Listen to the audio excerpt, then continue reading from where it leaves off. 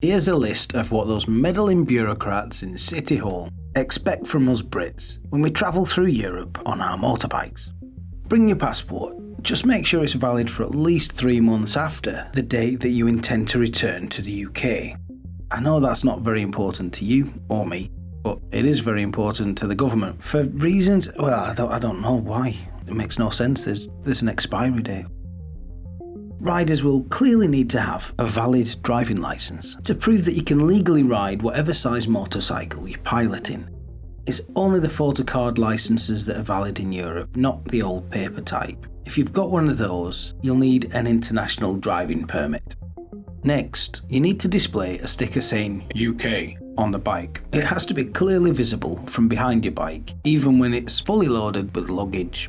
It's got to be labelled UK and not GB. And if you do have a UK sticker with a blue EU flag, yeah, that's no longer allowed. And you may think that sounds petty and bureaucratic, and yeah, you're right, it is. Then you need to show them that you own the motorcycle and, most importantly, that you've paid tax on it, which in the UK means taking your V5C certificate. Now, it has to be the original. Copies, for some reason, obviously, aren't good enough. You no longer need a green card to ride in the European Union, but you will need both an insurance policy and a certificate of insurance to prove it. Your insurance provider should have sent you a certificate when you bought or renewed your policy, and if you've lost it, just contact your provider.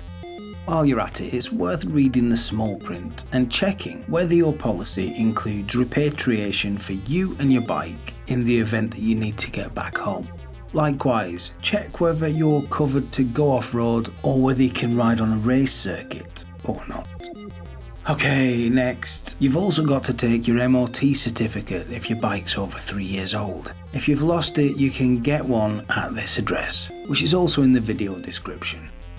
If you're not the legal owner, say your bike is rented, leased, or a company vehicle, then you're supposed to have a V103 form to prove that you've got permission from the owner to take it out of the country.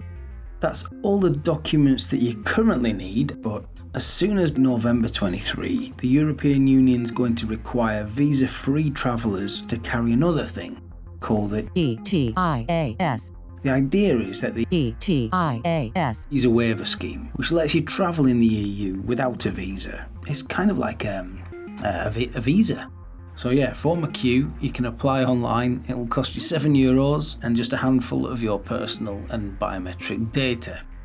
And because you're bringing the whole filing cabinet with you, you may as well add a few other documents for good measure. These documents aren't compulsory, but they are worth taking.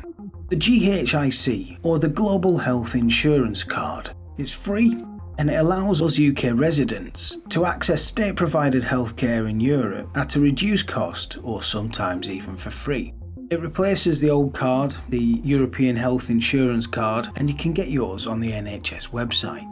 There's a link in the description to download an accident statement form which you can keep in case of emergency. What it does is help capture all the legal information that you'll need from the other party in the event of an accident.